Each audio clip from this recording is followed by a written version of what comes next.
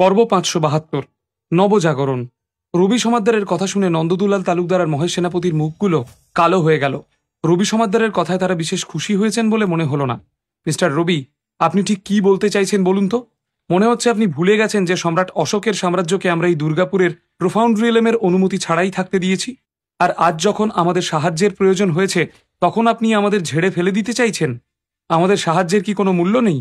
আসলে এই মুহূর্তে মহেশ সেনাপতির মনে তার বাবা আর ছেলেকে নিয়ে দুশ্চিন্তা ক্রমেই বেড়ে চলেছিল। তাই রবির কথা শুনতেই একেবারে তেলে বেগুনে জ্বলে উঠলেন তিনি। মিস্টার সেনাপতি, আমার মনে হয় এভাবে কথা বলাটা উচিত হচ্ছে না। ক্ষমতার অহংকারে বুঁদ হয়ে থাকার মতো ছেলে রবি নয়। আপনি কি জানেন না যে মিস্টার বলরাম সেনাপতির ওপর প্রাণঘাতী আক্রমণ হয়েছে?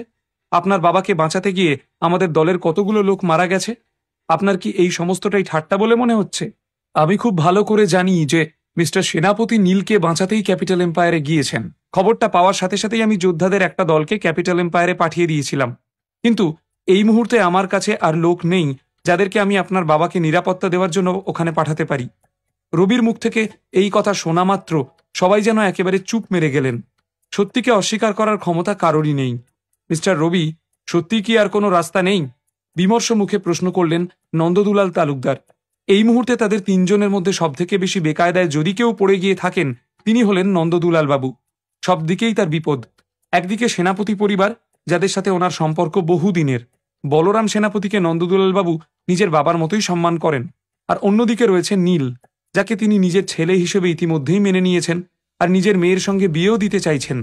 তিনি খুব ভালো করেই জানেন যে সম্রাট অশোকের সাম্রাজ্যে নীলের যথেষ্ট প্রভাব রয়েছে, কিন্তু আসলে সে এই দলের সাথে কিভাবে যুক্ত হলো সেটা এখনো নন্দদুলাল বাবুর জানা হয়ে ওঠেনি। কাজেই সম্রাট অশোকের সাম্রাজ্যের লোকেদের নীলের নাম করে কিছু করার জন্য তিনি জোর করতে পারবেন না।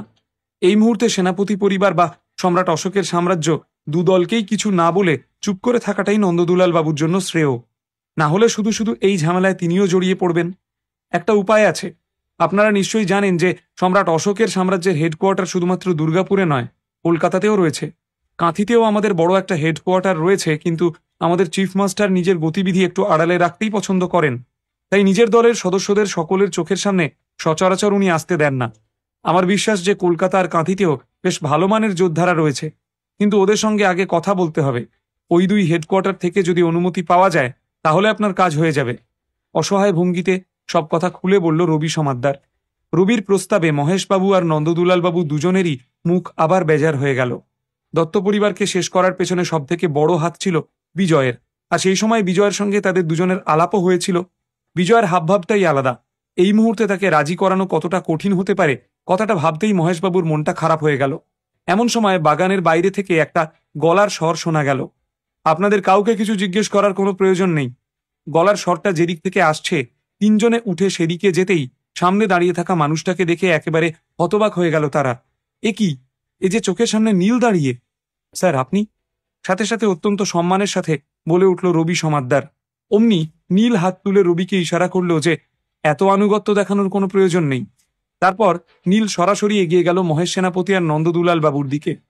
মিস্টার সেনাপতি, দুলাল কাকু। যথোচিত সম্মানের সঙ্গে দুজনের নাম উচ্চারণ করল নীল। ভরত মৌলিকের কাছে বলরাম সেনাপতির দুর্ঘটনার খবরটা শোনা মাত্রই দুর্গাপুরের পথে রওনা দিয়েছিল সে। রওনা দেওয়ার আগে পল্লব আর বিজয়কে ফোন করে দুটো বিশেষ দল তৈরি করার আদেশও ইতিমধ্যেই দিয়ে দিয়েছিল নীল।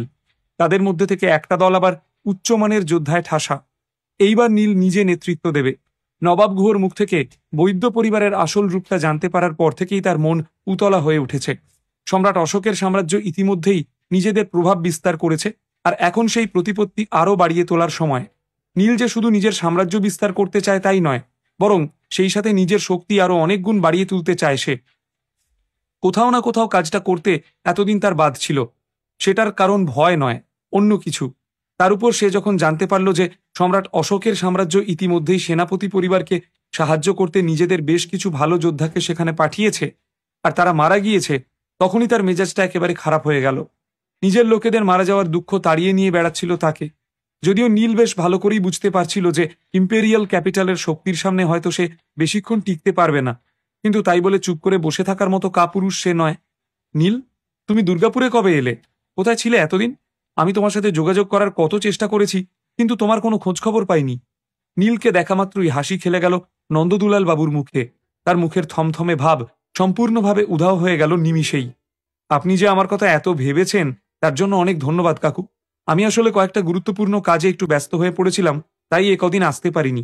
ক্ষমাসুলভ ভঙ্গিতে বলে উঠল নীল। তার মনে নন্দদুলাল বাবুর জন্য একরাশ আবেগ কাজ করছে। সবাই যে সারাটা জীবন নীলকে শুধু ঘৃণাই করে এসেছে তেমনটা তো নয়। এমন লোকও রয়েছে যারা সবসময় নীলের মঙ্গলের কথা চিন্তা করে। নীল, তুমি আমার বাবার কথা নিশ্চয়ই শুনেছ, তাই না? মহেশবাবু নিজের বাবাকে নিয়ে এতই দুশ্চিন্তা করছিলেন যে সরাসরি কাজের কথা পারলেন তিনি। মহেশবাবুর কথা শুনে ধীরে ধীরে মাথা নাড়ল নীল। রবি সমাদ্দারের দিকে তাকিয়ে এসে বলল, নিজের দায়িত্ব তুমি বেশ ভালোভাবেই পালন করেছ। আমি তোমাকে কোনো রকম আদেশ না করলেও তুমি পরিস্থিতি বুঝে দুর্গাপুর থেকে ইম্পেরিয়াল ক্যাপিটালে যোদ্ধাদেরকে পাঠিয়েছ।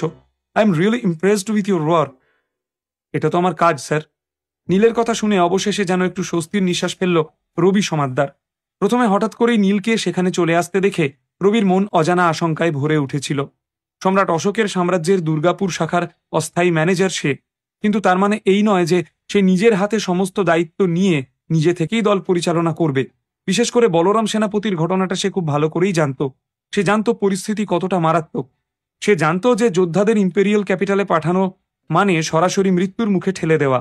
আর সবথেকে জরুরি বিষয়, রবি সমাদ্দার যতজন যোদ্ধাকে বলরাম সেনাপতির সাথে পাঠিয়েছিল তারা যথেষ্ট উঁচু মানের হলেও ইম্পেরিয়াল ক্যাপিটালের লোকেদের সামনে তারা টিকতে পারেনি। কথাটা একবার বাইরের লোকেদের কানে উঠলে সম্রাট অশোকের সাম্রাজ্যের সম্মানটা কোথায় গিয়ে দাঁড়াবে, এই সমস্ত কথা চিন্তা করেই অস্থির হয়ে উঠেছিল রবি। কিন্তু সুখের বিষয় যে কোনো ঘটনার জন্যই নীল রবিকে দায়ী করেনি, না হলে সে নিজেকে কোনোদিনও ক্ষমা করতে পারত না। মৃত্যুদণ্ড তো উপরি পাওনা। মিস্টার সেনাপতি, আপনি কোনো চিন্তা করবেন না। আমি সম্রাট অশোকের সাম্রাজ্যের কলকাতা হেডকোয়ার্টারের সাথে কথা বলে নিয়েছি।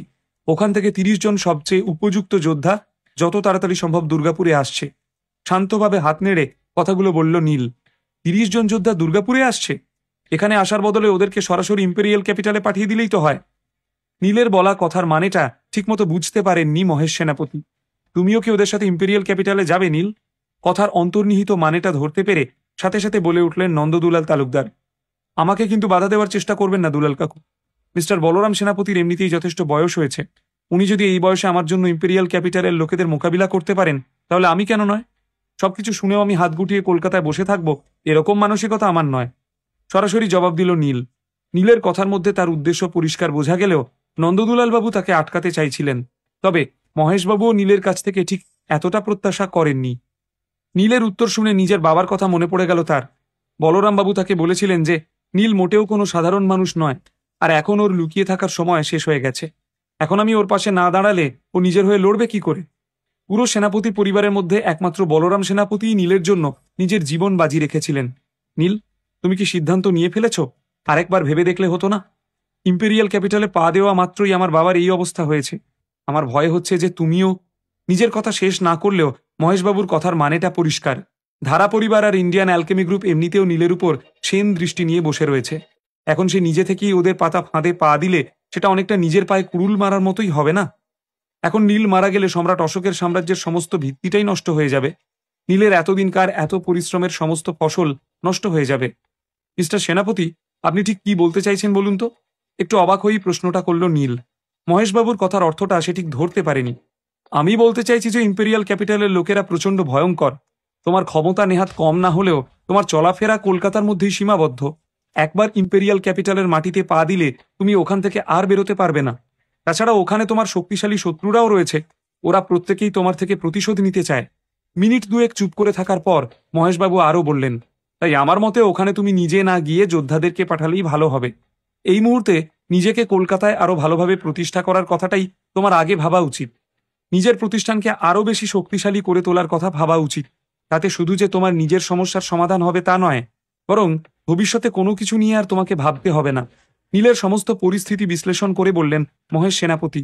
নন্দদুলালবাবু এতক্ষণ একপাশে দাঁড়িয়ে মহেশবাবুর কথা খুব মন দিয়ে শুনছিলেন। মহেশবাবুর কথা শুনে নীল উত্তর দেওয়ার জন্য মুখ খুললেও মনে মনে সে যা ভাবছিল শেষ পর্যন্ত বলে উঠতে পারল না।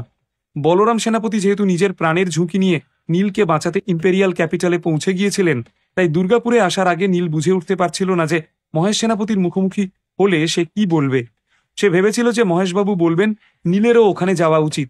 তাই মহেশবাবুর মতামত জানার আগেই নীল ইম্পেরিয়াল ক্যাপিটালে যাওয়ার সিদ্ধান্ত নিয়ে ফেলেছিল, আর সেই সিদ্ধান্তের কথাই এখানে জানাতে এসেছিল সে। তবে নীল ভাবতে পারেনি যে মহেশবাবু তার সম্পর্কে এত দূর ভাববেন। তিনি যে শুধু নীলকে ইম্পেরিয়াল ক্যাপিটালে যেতে বাধা দিলেন তাই নয়, সেই সঙ্গে কলকাতায় নিজের প্রভাব বিস্তার করার উপদেশও দিলেন। আপনি কি সত্যিই এমনটা মনে করেন? মুহূর্তের জন্য বাকরুদ্ধ হয়ে পড়ার পরেও কোনো রকম সম্বিত ফিরে পেয়ে প্রশ্ন করল নীল। অবশ্যই। ইম্পেরিয়াল ক্যাপিটাল হলো সেই তিমি মাছ যারা একবার হাঁ করলেই হাজার হাজার ছোট মাছকে পেটের মধ্যে পুরে ফেলে। তোমার বয়স এখনো যথেষ্ট কম, এত বড় ঝুঁকি নেওয়ার কোনো প্রয়োজন তোমার নেই। আমরা নিজেদের স্বার্থসিদ্ধির জন্য কোনো বীর যোদ্ধাকে কখনো হাড়ি কাঠে চড়াই না, বরং তাকে আরো সময় দিই যাতে সেই শত্রুদেরকে বলি দিতে পারে। নীলকে বোঝানোর জন্য সব রকম চেষ্টা করলেন মহেশ সেনাপতি। তিনি ভয় পাচ্ছিলেন যে নীলের বয়স কম, তার রক্ত গরম, খবরটা শুনেই বুঝি সরাসরি সে ইম্পেরিয়াল ক্যাপিটালের পথে রওনা দেবে। কিন্তু মিস্টার বলরাম সেনাপতি যে আপনার বাবা, অসহায় ভঙ্গিতে বলে উঠল নীল। এবার কি করবে নীল? মহেশবাবুর কথা মতো সে কি সম্রাট অশোকের সাম্রাজ্যের প্রতিপত্তি বিস্তারেই মন দেবে, নাকি বৈদ্য পরিবারের মতো ক্ষমতাশালী হয়ে উঠতে ইম্পেরিয়াল ক্যাপিটালের পথেই রওনা দেবে সে? কোন নতুন মোড় নেবে এই গল্প?